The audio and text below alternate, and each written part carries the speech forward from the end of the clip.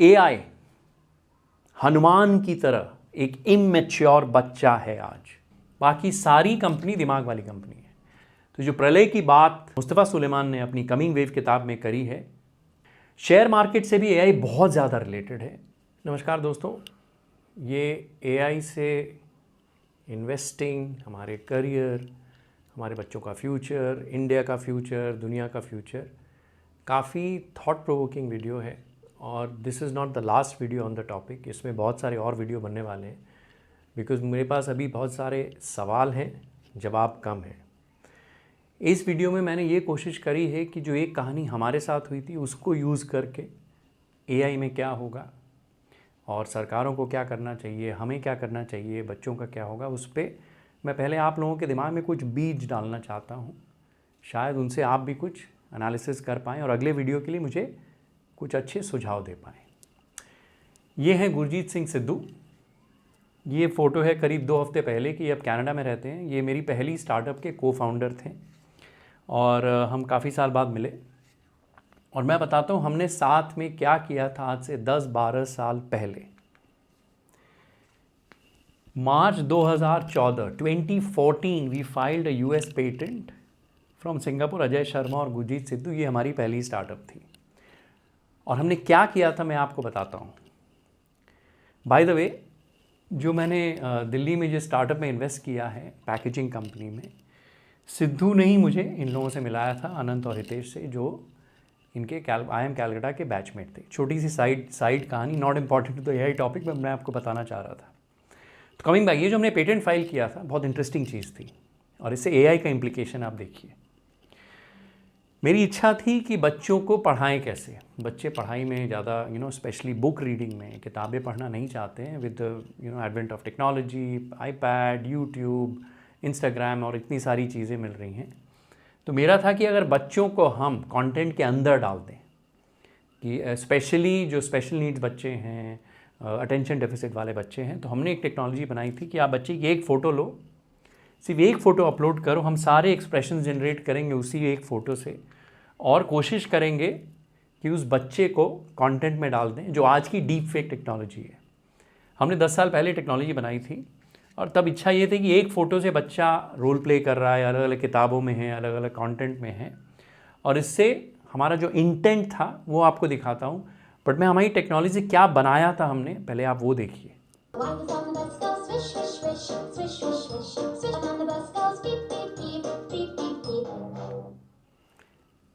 जो पहली थी वो नर्सरी राइम है, और नर्सरी राइम के अंदर में जो है वो मेरी छोटी बिटिया है, कि अगर उसको नर्सरी राइम सिखानी है, नर्सरी राइम के अंदर ही डाल दो। कई नर्सरी हमने बनाई थी जिसमें दादा और बच्चा साथ में हैं, नानी है एंड सो ऑन, कि अगर मैं यहाँ रहता हूँ और मेरे बच्चे यहाँ हैं और दादा दादी नाना नानी इंडिया में हैं, तो एटलीस्ट वर्चुअली नर्सरी राइम में उनके साथ वो इंटरेक्ट कर पाए। ये एक थॉट था। ये हमने लाइसेंस लिया था छोटा भीम ग्रीन गोल्ड एनिमेशंस के साथ। राजीव चिल्का जो उनके फाउंडर हैं, अच्छे मित्र हैं, तो उनसे लाइसेंस लेके हमने इंटेलेक्चुअल प्रॉपर्टी लेके ये कंटेंट बनाया था। एक फ़ोटो से बच्चा छोटा भीम के साथ इंटरेक्ट करता है, उसके साथ एडवेंचर में है। ऊपर कैसे जाएंगे?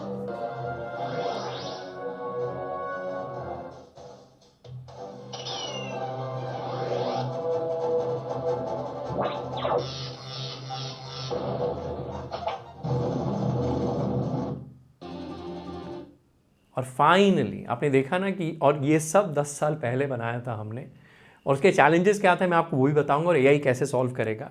और फाइनली बड़े बच्चों के लिए हमने एक कैरेक्टर बनाया था जिसका नाम हमने रखा था साइक्लोन। ये आप देखिए, ये बड़े बच्चों के लिए।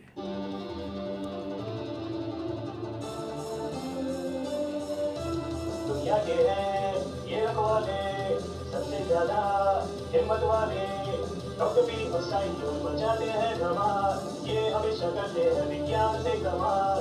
डॉक्टर भी साइक्लोन, डॉक्टर भी साइक्लोन, डॉक्टर भी साइक्लोन, डॉक्टर भी साइक्लोन।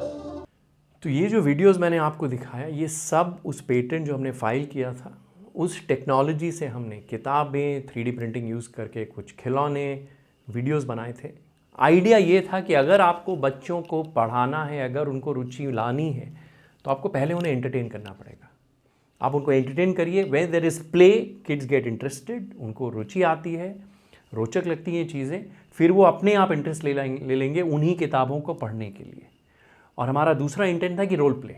बच्चे हमेशा अपने मेक बिलीव वर्ल्ड में रहते हैं कि मैं ये बन जाऊँ, मैं ये बन जाऊँ। हम भी वैसे ही खेलते थे, जब गुड्डा गुड्डी खेलते थे तो कोई सुपरमैन बनना चाहता है, कोई बैटमैन बनना चाहता है, कोई सुपर हीरो बनना चाहता है एंड सो ऑन। तो हमने कैरेक्टर प्ले, कोई एस्ट्रोनॉट बनना चाहता है। और इससे अगर आप इंटरेस्ट लेंगे तो फिर कॉमिक्स बना दीजिए। ये मेरी बिटिया है जो छोटा भीम की बहुत बड़ी फ़ैन थी, आज भी है, कि कैसे वो सुपर हीरो के साथ ultimate purpose is value stories जो हमारी थी, जो हमको रिस्पेक्ट करना, सच बोलना, जो वैल्यू सिस्टम्स की कहानी थी, जो बच्चों तक पहुंचाना बहुत मुश्किल हो रहा है, वो हम कैसे पहुंचाएं और पढ़ाई में रुचि कैसे लें। तो हमने अलग अलग तरीके का कंटेंट बनाया था। जंगल बुक की हमारी प्रोप्राइटरी सीरीज़ थी, साइक्लोन जो मैंने बताया। और ये कहानी कितनी रेलिवेंट है एआई के लिए, इस पर मैं बाद में आऊँगा। ये मेरे पापा मुझे सुनाते थे और हमारे बच्चों को बहुत ज़्यादा सुनाते थे। अब आते हैं जो हमने स्टार्टअप करी थी और एआई क्या इम्प्लीकेशन है। जो हमारी स्टार्टअप थी ना, उसका मेन काम क्या था मालूम है भाई? कॉग्निटिव, नॉन रिपीटेटिव, क्रिएटिव काम। टेक्नोलॉजी बनाना, सॉफ्टवेयर बनाना, कंटेंट बनाना, वीडियो बनाना, एनिमेशन बनाना, उसमें बच्चे को अंदर डालना। तो ये जो टेक्नोलॉजीज़ और ये जो कंटेंट हमने बनाया था, ये दिमाग का काम था, नॉन रिपीटेटिव। उस ज़माने में 3 चीज़ें हमने रिक्वायर्ड थी। टेक्नोलॉजी, जिससे पेटेंट फाइल हुआ था, जो सिद्धू और हमारी एआई पूरी टीम ने बनाया था, सॉफ्टवेयर वाली। उसके ऊपर हमारे आर्टिस्ट थे, कैलकाटा में करीब 30-40 लोगों की टीम थी, 8-10 लोगों की सिंगापुर में टीम थी, जो ड्राइंग करते थे, आर्ट वर्क बनाते थे, कैसे वो सॉफ्टवेयर में फीड होगा। और फिर हमने इंटेलेक्चुअल प्रॉपर्टी ली थी, पूरा लाइसेंस फ़ी दी थी, चाहे वो टीवी स्टूडियोज़ हों, चाहे बॉलीवुड की स्टूडियोज़ हों। वो अलग कहानी है, कभी सुनाऊंगा आपको, बहुत इंटरेस्टिंग कहानी है, छोटा Bhim and so on. Intellectual property, content and technology, 3 मिल के हमारी एक स्टार्टअप बनी थी। अगर मुझे ये स्टार्टअप आज दोबारा बनानी होती, उस समय क्या चैलेंजेस थे और आज एआई से मैं क्या कर सकता हूँ, आप देखिए। उस समय मुझे करीब 3 साल लगे थे, करीब $4 मिलियन लगे थे, और 50 लोगों की टीम, जिसमें 10 इंजीनियर्स थे और 40 artist, 3D designers and so on थे। आज मुझे अगर ये करना पड़ता, मुझे $2 मिलियन लगते, आधे पैसे लगते, जिसमें $1 million actually AI technology, large language models, servers, उसकी जो आज इतना महंगा है, उस पे लगते। 50 की जगह मैं आपको कह सकता हूँ सिर्फ 10 लोगों में मैं 3 महीने में ये सारी चीज़ें बना सकता था, 3 मंथ्स। दूसरा चैलेंज उस समय क्या था कि हमने जो बनाया था उसको बहुत कंप्यूटिंग की ज़रूरत थी, बहुत सारा डेटा, बहुत सारी कंप्यूटिंग। उस समय 10 साल पहले वैसी कंप्यूटिंग अवेलेबल थी, लेकिन समय लगता था और बहुत महंगी थी। आज वो कंप्यूटिंग जो एक वीडियो में 10 मिनट में रेंडर करता था, बच्चे की एक नसीराइन 1 मिनट की, वो आज मैं 10 से 20 सेकंड में कर सकता हूँ। इतना फ़र्क है। और कॉस्ट रेंडरिंग का प्रॉबेबली 1/10 हो गया है, ये फ़र्क है। सो 10 साल पहले जो टेक्नोलॉजी हमने बनाई थी, टेक बहुत अच्छा था, लेकिन मुझे लग रहा है कि समय के लिए अर्ली था। लेकिन आज मैं चाहूँ तो वही चीज़ बहुत स्केलेबल बना सकता हूँ। इसलिए हम कोशिश भी कर रहे हैं कि स्पेशली हमारे मैंगो टाउन सेंटर में इन टेक्नोलॉजीज़ को यूज़ करके कैसे स्पेशली ऑटिस्टिक और ADHD जो अटेंशन डेफिसिट बच्चों हैं, उनके लिए किताबें बनाएं। अब उनके लिए मैं किताबें कैसी बन सकती है, जैसे ये जो किताब है आप देख सकते हैं, मेरी बेटी छोटा भीम की फ़ैन थी, उसको अगर पढ़ने में इंटरेस्ट डालना है, जो फेवरेट उसका सुपर हीरो है, उसके साथ में उसको बना दूँ। अब किसी को ABCD सिखानी है छोटे से बच्चे को, आप उसको एस्ट्रोनॉट बना दीजिए। अगर हाथी बताना है, हाथी क्या है, सो स्पेशली बच्चों के लिए बहुत यूज़फुल है कि हाथी पे बच्चा बैठा हुआ है एंड सो ऑन। तो ये थॉट प्रोसेस है, इसको हम डेवलप कर रहे हैं और होपफुली अगले 3-6 महीने में कुछ इससे अच्छा निकल के आएगा। लेकिन AI यूज़ करके जो चीज़ें हम 10 साल पहले नहीं कर सकते थे, हम आज कर सकते हैं। कम लोगों की ज़रूरत है, कम पैसे की ज़रूरत है, लेकिन आज मुझे ये करना है। तो 40 लोगों की, अगर मैं आज वो स्टार्टअप चला रहा होता, 40 लोगों की नौकरी आज चली जाती। चैलेंज पहला ये है। तो ये जो जॉब पिरामिड मैंने बताया कि जहाँ मुझे 50 लोगों की ज़रूरत थी, वहाँ 10 लोगों की ज़रूरत पड़ेगी। और टेक्नोलॉजी लेकिन इतनी बढ़िया है कि मैं बहुत जल्दी स्केल कर सकता हूँ। तो that is the good part and the bad part. Bad part पे पहले बात करेंगे, फिर मैं गुड पार्ट पे आऊँगा। तो ये तो पिरामिड मैंने बना दिया, दोबारा इस पर बात नहीं करूँगा। सिर्फ आज इन दोनों जॉब्स की बात करते हैं जो मेरी स्टार्टअप में रिक्वायर्ड थी, जो दिमाग का काम था, भले रिपीटेटिव हो या नॉन रिपीटेटिव हो, 2 ही तरह के काम थे। एआई से क्या होगा, नए जो जॉब्स क्रिएट हो रहे हैं, जैसा मैंने कहा कि 50 की जगह मेरी स्टार्टअप को सिर्फ 10 लोग चाहिए थे, बहुत कम जॉब्स क्रिएट हो रहे हैं। लेकिन प्रॉब्लम क्या हो रहा है कि ये ब्लू और ग्रीन वाले जो जॉब्स हैं, चूँकि जॉब जो क्रिएट हो रहे हैं बहुत कम हैं, जॉब जो जा रहे हैं बिकॉज ऑफ एआई बहुत ज़्यादा है। एंड द चैलेंज इज, जो वेल्थ इन लोगों के पास था, जो पैसा इन लोगों के पास था, जो रोज़मर्रा का काम कर रहे थे, जो फॉर एग्जांपल जो मेरे 10 इंजीनियर्स होंगे या 40 आर्टिस्ट होंगे, वो पैसा का भी पिरामिड है ना, वो स्क्वीज़ हो रहा है। तो ये सबसे पहला चैलेंज रहेगा ही एआई से, और ये मैं वापस कह रहा हूँ, ये इररिवर्सिबल है। इनइक्वालिटी आएगी ही, कुछ लोग जीतेंगे, बहुत बड़ा जीतेंगे, बहुत पैसे बनाएंगे, लेकिन बहुत सारे लोगों के जॉब्स जाएंगे। तो इनइक्वालिटी दुनिया में बढ़ने वाली है, और ये हमने सालों से देख रहा है, ये पहली बार नहीं है, और ये इररिवर्सिबल है। तो ये मैं और आप तो इसमें सिर्फ सोच सकते हैं, सजेशंस दे सकते हैं। ये काम अल्टीमेटली फिर गवर्नमेंट्स का हो जाता है, सरकारों का हो जाता है। अपने छोटे से ढंग से जो मैं कर सकता हूँ, मैं उसको पूरी कोशिश करूँगा कि मैं वो करता रहूँ। आगे बढ़ते हैं। दूसरा जो चैलेंज है एआई का, वो मैं आपको एक कहानी से बताऊँगा। मुझे कहानियाँ एज यू नो सुनाना बहुत अच्छा लगता है, और हमारी फ़िलॉसफी में जो कहानियाँ हैं ना, उनका रेलेवेंस आपको समझ में आएगा इस कहानी से। अब हनुमान जब छोटे थे, अगर आपने पढ़ा है, उनको लगा कि भूख लगी थी, उन्होंने सूरज को देखा, लगा एक आम है, खाना चाहता हूँ, भूख लगी है, तो सूरज को उन्होंने मुंह में डाल दिया। देवता सब गुस्सा हो गए कि क्या है यार, इसको आपने ऐसा सुपर पावर दे दिया है, ये तो सूरज तो उड़ के कुछ भी कर लेता है। तब क्या होता है, उसको एक्चुअली एक शाप दिया जाता है कि तुम अपनी सारी शक्तियाँ भूल जाओगे। लेकिन फिर लोग समझाते हैं आपने इतना बुरा शाप क्यों दे दिया। तब कहा जाता है कि ठीक है, वो शक्तियाँ तब तक भूलेगा हनुमान जब तक उसको याद नहीं दिलाया जाएगा कि उसमें शक्तियाँ हैं। हनुमान जी बड़े हो गए, लंका उस पार है, सीता माँ को बचाने जाना है रावण से। तो उनको जब कहा जाता है कि जाओ कूदो या उड़ के जाओ, उनको मालूम ही नहीं है, उनको तो नहीं मालूम में शक्तियाँ हैं। तब क्या होता है, जामवन उन्हें याद दिलाता है कि तुम में वो शक्तियाँ हैं, तुम ये कर सकते हो। तब जाके वो उनके सुपर पावर्स सो कॉल्ड वापस आते हैं, उड़ के लंका जाते हैं, अशोक वाटिका जाते हैं, सीता जी से मिलते हैं, लंका जलाते हैं एंड सो ऑन। वो आपने कहानी सुनी होगी। इसका तात्पर्य समझिए आप, एआई हनुमान की तरह एक इमैच्योर बच्चा है आज। एंड आप किसी से भी दुनिया में पूछ लीजिए जो एआई के दिग्गज लोग हैं, वो भी आपको यही कहेंगे, छोटा बच्चा है, इमैच्योर है। क्या किसी का दायित्व बनता है कि जब ये छोटा बच्चा मैच्योर नहीं है, इसके पावर्स को कंट्रोल किया जाए, और जब समय आए तब उसको रिलीज किया जाए जब उसकी ज़रूरत है? कहाँ है दुनिया में जामवन? अब मैं आपको इंटरेस्टिंग कहानी बताता हूँ यहाँ। जो एक्चुअल जामवन था वो एक्चुअली सर्जे ब्रिन और लैरी पेज थे, गूगल के फाउंडर्स। उन्होंने डीप माइंड जो कंपनी है ना, उसको 10 साल पहले एक्वायर किया था। डीप माइंड वही कंपनी है जिसने पहली बार दुनिया में अल्फा गो जो गेम होती है, उसकी मूव 37, उसके बारे में आप सोचिएगा, पढ़िएगा। इसके बारे में अगले वीडियो में बताऊंगा कि एआई क्या कर सकता है, एआई क्या है। वो अगर चाहते ना तो एआई में जितनी चीज़ें आज आप देख रहे हैं, गूगल सबसे पहले रिलीज़ करता।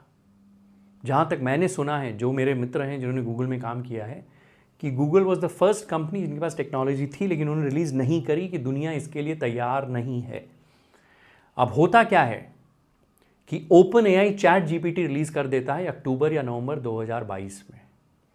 तब गूगल को ज़बरदस्ती, in fact Google's hand was forced, so they had to then accelerate, कि उनको जल्दी जल्दी, फिर उनको भी, शेयर होल्डर्स हैं, पूरी दुनिया उनकी शेयर प्राइस गिरा रही है कि नहीं यार हमको भी अब लॉन्च करना पड़ेगा। नहीं तो Google actually played the role of a sage कि यार अभी तैयार नहीं है हनुमान, अभी इसको रिलीज़ दुनिया में मत करो, रुक जाओ, समय नहीं आया है। एआई का क्या है ना कि टेक्नोलॉजी का 2 इंपॉर्टेंट चीज़ हैं, राइट टाइम और राइट कॉज। कब यूज़ करना है, किस चीज़ के लिए यूज़ करना है।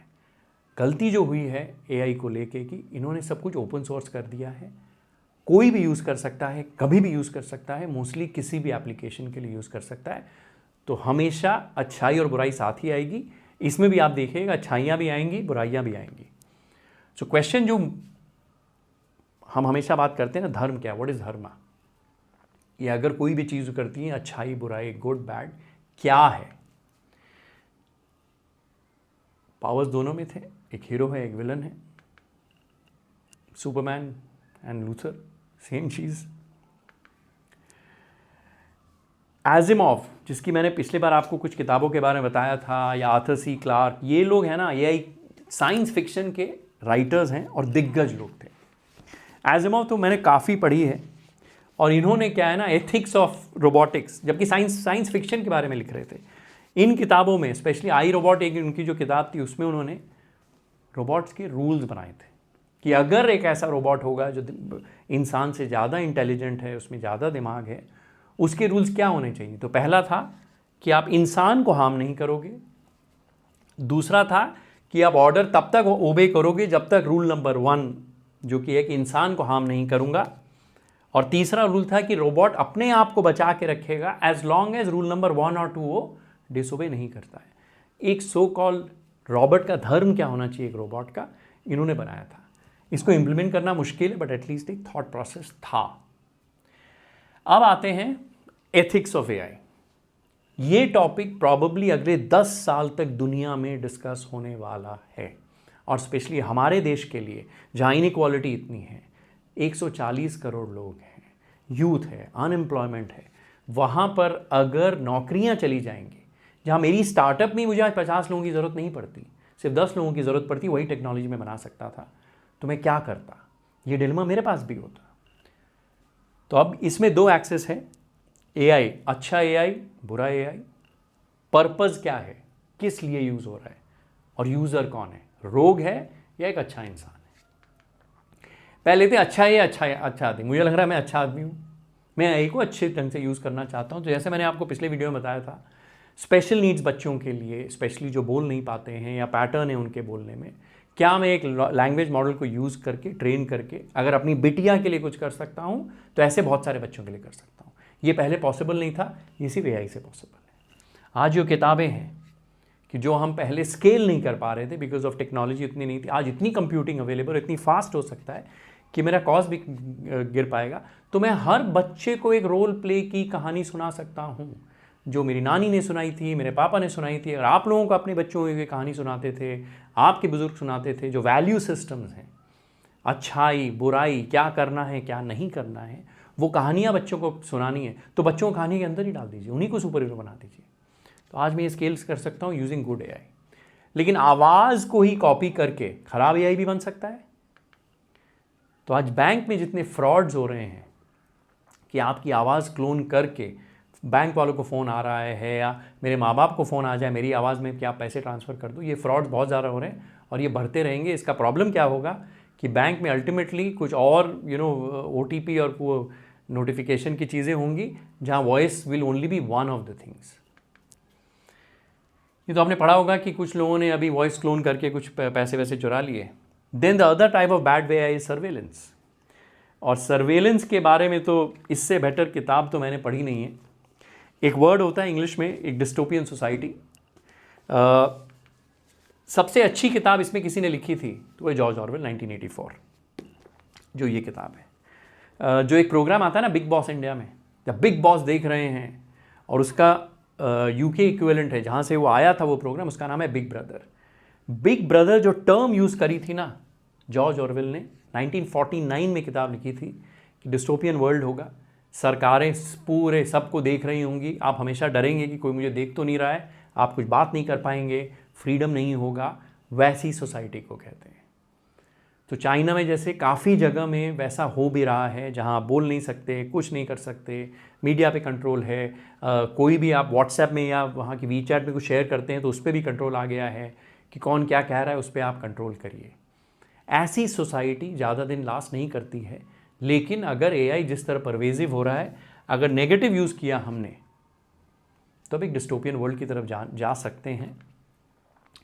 अब फाइनली जो मुझे सबसे ज़्यादा दिक्कत लगती है एआई को लेके, और यहाँ पर गुड एआई है कि नई नई दवाइयों का इजाद करना। जैसे मैंने पिछले वीडियो में कहा था कि अगर आपको एक नई दवाई बनानी है तो काफ़ी कैलकुलेशन करना पड़ता है, काफ़ी कंप्यूटिंग करनी पड़ती है, काफ़ी मेहनत रखा है। आपको सिर्फ एक एग्जांपल देता हूँ। एक प्रोटीन है, एक पीएचडी स्टूडेंट को एक प्रोटीन को एनालाइज करने में 4 से 5 साल लगते हैं, और दुनिया में नोन प्रोटीन करीब 15 या 20 करोड़ है। यानी 15 से 20 करोड़ लोगों को, पीएचडीज को 4 साल लगेंगे पूरी दुनिया के प्रोटीन को एनालाइज करने की, दवाइयाँ बनाने के लिए। गूगल के डीप माइंड ने, जिसका नाम अल्फा फोल्ड था, 1 महीना या 3 महीना, मैं भूल रहा हूँ, सारे 20 करोड़ प्रोटीन एनालाइज कर लिए थे। आप समझ रहे हैं कितना समय बचा और कितने लोगों की ज़रूरत नहीं पड़ी। दूसरी अच्छी चीज़ उन्होंने करी कि ये सारी 20 करोड़ प्रोटीन के एनालिसिस उन्होंने ओपन सोर्स में डाल दी। जिसको यूज़ करना है करो, इससे दवाइयाँ बनाओ, इसको समझो। ये है अच्छाई एआई की। अब बुराई एआई की देखिए, वही टेक्नोलॉजी है, किसी ने ट्राई किया कि यार अगर मुझे पॉइजन बनाना है या ख़राब केमिस्ट्री बनानी है, लीथल कंपाउंड बनाने हैं, 40,000 कंपाउंड सिर्फ 6 घंटे में बने थे। उसमें एक कंपाउंड तो इतना, वो जो भोपाल गैस वाली जो गैस थी, उससे भी लीथल कंपाउंड सिंथेसाइज हो गया था। तो ये है चैलेंज। तो इसीलिए वो हनुमान वाली बात थी कि जब तक हनुमान इमेच्योर है, तैयार नहीं है, उसको दुनिया के लिए आप रिलीज़ न करें। वो रिलीज़ कर दिया गया है, तो पूरी दुनिया के सामने आज एक बेबी हनुमान अवेलेबल है। अब आपको डिसाइड करना है कि वो हनुमान जो आपके घर में है, आप उसको कैसे यूज़ करेंगे। और चैलेंज जो मुझे लग रहा है अगले 5 से 10 साल या 20 साल में, synthetic biology and computation of AI is the biggest challenge. जहाँ कोई भी अपने घर में बैठ के, मजाक नहीं कर रहा हूँ, अपने घर में बैठ के ये सिंथेसिस कर सकता है। ये तो चैलेंज अगर मैं कहूँ तो मुझे एक जो लगता है एआई का, ये प्राइमरी है। उसमें दिक्कत क्या है कि यार अगर हथौड़ा है, हथौड़े से आप कांटी भी ठोक सकते हैं दीवार में, किसी को चोट भी पहुंचा सकते हैं। बट एक हथौड़ा अगर मेरे हाथ में आ गया, मैं कितने लोगों को चोट पहुंचाऊंगा? 5, 10, अगर मेरा दिमाग फिर गया। एक बंदूक से कितने 1000 लोग। जैसे एक हाइपोथेसिस है, एक खराब वायरस, एक खराब पॉइजन करोड़ों लोगों को इम्पैक्ट कर सकती है, पूरी दुनिया को इम्पैक्ट कर सकती है। ये चैलेंज है एआई टेक्नोलॉजी का, इसलिए इसको ढंग से यूज़ करनी है। एक और कहानी, ये मेरे पापा मिस्टर रतन शर्मा, ये कहानी उन्होंने सुनाई थी जब हम बच्चे थे, और जयशा मेरी बिटिया को तो हमेशा सुनाते थे जब वो छोटी थी, वो सिंगापुर आते थे। इस कहानी का नाम है माउस अगेन। एक्चुअली संस्कृत में कहते थे पुनः मूसिका भव। और इस कहानी का रेलेवेंस आप एआई के लिए देखिए। एक बच्चा था, हमने जैसे कहानी को बच्चों को प्रेजेंट करी कि स्कूल में था, फर्स्ट आता था, स्पोर्ट्स में अच्छा था, बहुत उसको गर्व हो गया था, बहुत प्राउड हो गया था। उस बच्चे को कहानी सुनाई गई कि एक साधु महात्मा थे, जंगल में रहते थे। तो एक चूहे के पीछे एक बिल्ली भागी। चूहे को लगा कि डर गया, तो वो साधु के पास गया कि यार बिल्ली मेरे के पीछे पड़ी हुई है। तो साधु ने चूहे को बना दिया बिल्ली। फिर उस बिल्ली के पीछे कुत्ता भागा, तो साधु ने बिल्ली को बना दिया कुत्ता। फिर इस कुत्ते के पीछे भागा एक शेर या बाघ, तो साधु ने कुत्ते को बना दिया टाइगर। अब टाइगर बन गया है वो चूहा। क्या होता है, पावर ऑलवेज करप्ट्स। चूहा सारे जानवरों को सताने लगा। तो जानवर गए साधु महात्मा के पास कि क्या कर दिया आपने, ये तो हमको सता रहा है। तो साधु ने टाइगर को समझाया, बाघ को समझाया कि क्या बेवकूफ़ी क्या कर रहे हो, सीधे हो जाओ, ऐसा मत करो।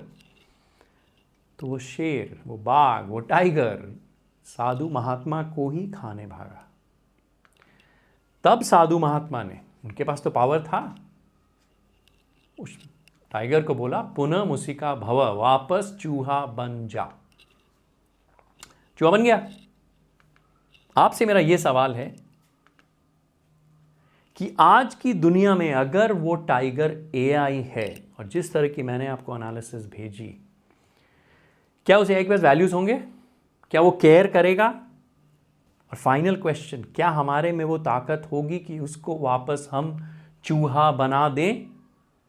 मुझे जो लगता है वो एक्चुअली डायनासोर बन जाएगा, और डायनासोर में नहीं रुकेगा। आप इमेजिन करिए, एक dinosaur with the brain of a billion Einstein's, दिमाग करोड़ों आइंस्टाइन का, और ताकत डायनासोर्स की।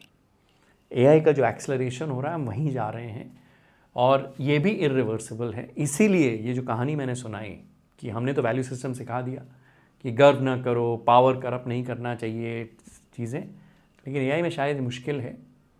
और होगा क्या कि बिग टेक, पैसा कुछ लोगों के पास, पावर कंसंट्रेशन और भी ज़्यादा, और जब बहुत कम जीतने वाले और बहुत सारे हारने वाले होते हैं ना, तो हमेशा रेवोल्यूशंस और लड़ाइयाँ होती हैं। हमेशा आप देख लीजिए, चाहे वो रेनेसां हो जहाँ एक एलीट था और सारे गरीब थे और बहुत इनइक्वालिटी थी, तब लड़ाइयाँ होती हैं, हैव और हैव नॉट्स के बीच में झगड़े होते हैं और कहीं ना कहीं दिक्कत आती है। इसकी सोच बहुत लोगों को आज करनी पड़ेगी, बिकॉज हनुमान जी अभी छोटे हैं, जो करना है आप अभी कर सकते हैं। ये मार्केट कैप्स, एक कंपनी है जो मैं कहता हूँ पुराने ज़माने की कंपनी है, सऊदी अरामको, वो ज़मीन से कुछ निकालती है तेल, बाकी सारी कंपनी दिमाग वाली कंपनी है। लाल वाली तो सारी टेक्नोलॉजी कंपनीज है। एक वो मिस्टर बफेट की बर्कशायर हैथवे है, लेकिन उसका भी बहुत सारी शेयर होल्डिंग है एप्पल में। एलाई लिली है हेल्थ केयर कंपनी। तो आप देख लीजिए, जो दिमाग का काम कर रहा है ना, सबसे ज़्यादा पैसे उसी के पास हैं। तो एआई एक पावर टूल की तरह है कि कोई हथौड़ी मार रहा था, उसको मैंने ड्रिल दे दी और पावरफुल ड्रिल दे दी। सो जो भी इंसान टेक्नोलॉजी को यूज़ करके अपना काम करेगा, वो बिना टेक्नोलॉजी और एक आम इंसान से बहुत आगे निकल जाएगा। ये हमारी लाइन्स और बड़ी बड़ी इमारतें बन रही हैं, तो इनइक्वालिटी बन रही है। इसमें इंडिया हम पीछे रह रहे हैं, तो इसका तो मैंने पिछले वीडियो में जिक्र कर लिया, तो मैं उसकी ज़्यादा बात नहीं करूँगा। इसलिए 3 जो बड़े लोग हैं दुनिया में, एक्चुअली बहुत सारे हैं, ये तो डीप माइंड के फाउंडर हैं, इन्होंने साफ कह दिया प्रलय आ रही है, मो कह रहे हैं कि दुनिया को बचाओ।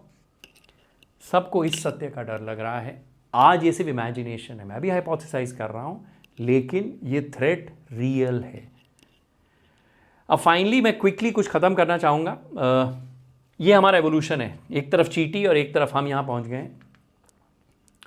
अगर हमारा दिमाग इतना है, आप इमेजिन करो हमसे करोड़ों ज़्यादा बड़ा होगा इंटेलिजेंस एक एआई का। सवाल लोग ये जो कर रहे हैं, ये एक थॉट एक्सपेरिमेंट है कि जिस तरह हम एक चींटी को देखते हैं, या एक मच्छर आया मैंने उसको अभी मार दिया, मच्छर मेरे रिलेवेंट है। जिस तरह हम चींटी को देखते हैं, क्या एआई हमें जब सुपर इंटेलिजेंट हो जाएगा, हमसे बहुत आगे हो जाएगा 10 साल बाद, क्या हमें ऐसे देखेगा? ये हाइपोथेटिकल सवाल है, बट ये एक सवाल सोचने लायक है। तो जो प्रलय की बात मुस्तफ़ा सुलेमान ने अपनी कमिंग वेव किताब में करी है, वो यहीं से आती है। ये फिर एक निक बॉक्सट्रॉम है, ये यूके में पॉलीमैथ हैं, बहुत सारी किताबें लिखते हैं, प्रोफेसर हैं। इन्होंने 10 साल पहले तो किताब लिखी थी सुपर इंटेलिजेंस, जो कंसर्न्स ऑफ एआई, और रिसेंटली 2 हफ्ते पहले इन्होंने लिखी यूटोपिया, कि बहुत अच्छी हो जाएगी दुनिया, हम सब कुछ सारे प्रॉब्लम सॉल्व कर लेंगे। लेकिन सब चीज़ में एक कैविएट है, शायद अगर हम स्टेप्स आज नहीं लेंगे तो utopia I am not sure काफ़ी दिक्कतें आ सकती हैं। अब सवाल है कि मैं क्या करूं? आज मेरे पास, सच बोल रहा हूं, इतना अध्ययन करके मेरे पास सिर्फ सवाल है, मेरे पास जवाब नहीं है। जवाब मैं ढूंढ रहा हूं, अपने लिए भी ढूंढ रहा हूं, अपने बच्चों के लिए ढूंढ रहा हूं, क्या पढ़ाऊं, क्या स्किल्स दूं। तो फ्यूचर में उस पर मैं काफ़ी सारे वीडियोज़ बनाने वाला हूँ। शेयर मार्केट से भी एआई बहुत ज़्यादा रिलेटेड है, और मैं सिंपली बता देता हूँ, जितनी एल्गोरिथमिक ट्रेडिंग है ना, एआई इसको एक्सेंचुएट कर देगा। जिसके पास डेटा है बहुत सारा और ये लैंग्वेज मॉडल्स हैं, उसने ट्रेन कर दिया, मुझे लग रहा है they will be able to pick stocks better than pure human beings, because सब कुछ पैटर्न है। तो एआई का यूज स्टॉक मार्केट में बहुत ज़्यादा होने वाला है। मैं क्या कर सकता हूँ? जैसा मैंने इस साल के स्टार्ट में कहा था कि 3 सर्कल्स हैं। मेरी इच्छा है कि पहले सर्कल ऑफ कंसर्न कम करूं और सर्कल ऑफ एक्शन को बड़ा करूं। जो मैं कर सकता हूं, ब्लू मेरे कंट्रोल में है, और मैं जो ब्लू में जितना कंट्रोल में, उसमें मैं जो कर सकता हूं सिर्फ वही करूं। और मैं क्या कर सकता हूं उस पर आपको बता देता हूं। मैं एक ऑप्टिमिस्ट हूं, सबसे पहले मैं आशावादी हूं। नेगेटिव्स हैं, मेरे कंट्रोल में नहीं है, मैं क्या करूं? दुनिया खत्म होगी, मुझे क्या मालूम, नहीं मालूम। लेकिन आज मेरे जो कंट्रोल में है, मैं वो करना चाहूँगा, उस पर मैं लगा रहूँगा। तो एआई सिर्फ अगर देखें, तो मैं कोशिश करूँगा कि गुड एआई को मैं रोज़मर्रा ज़िंदगी में मैं क्या प्रॉब्लम सॉल्व कर सकता हूँ, वो मेरा काम है, आप लोगों का भी वही काम है।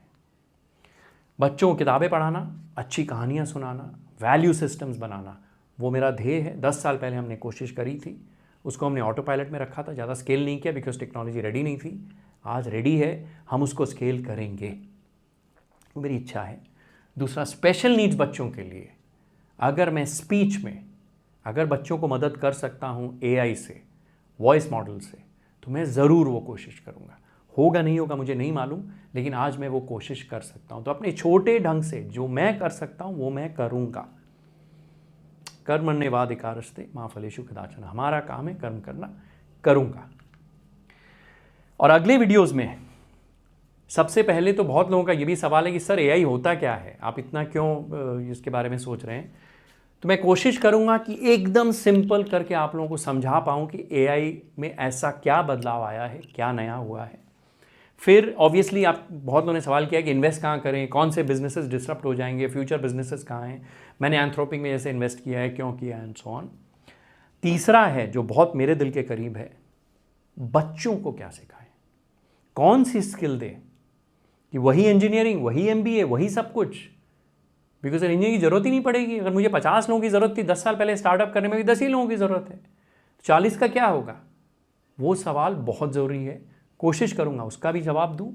और फाइनली फ्यूचर एजुकेशन सिस्टम, ये हम सबको मिल के इस पर वार्तालाप करना है, ब्रेनस्टॉर्म करना है, कैसा होना चाहिए। कुछ ग्लिम्सेस दिखाता हूँ जो मैं सोच रहा हूँ, अभी सारी चीज़ें हुई नहीं है बिकॉज एज मैंने कहा सवाल बहुत हैं।